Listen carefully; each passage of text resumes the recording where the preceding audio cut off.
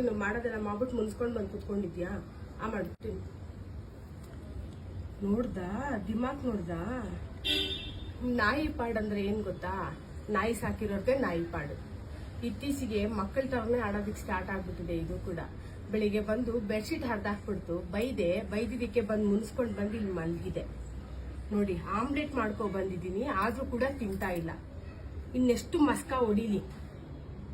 ಬರೀ ಮಸ್ಕ ಹೊಡ್ಕೊಂಡು ಕುತ್ಕೊಳ್ಳೋದಾಯ್ತು ನಂದು. ಮಕ್ಳ ಹತ್ರನೂ ಅಷ್ಟೇ, ಇವಳ ಹತ್ರನೂ ಅಷ್ಟೇ. ಇವಳೊಬ್ಳೆ ಹೇಳಿದ ಮಾತು ಕೇಳ್ತಾ ಇದ್ದಿದ್ದು, ಈಗ ಇವಳು ಕೇಳ್ತಾ ಇಲ್ಲ.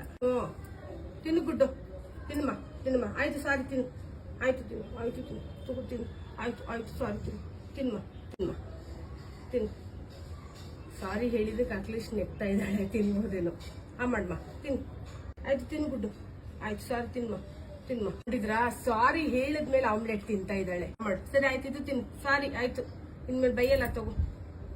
ತಿನ್ನು. ಆಯ್ತು ತಿನ್ನು. ಕಣ್ಮುಂದೆ ಕಾಣಿಸ್ಕೋಬೇಡ, ಹೋಗು ಅಂದೆ.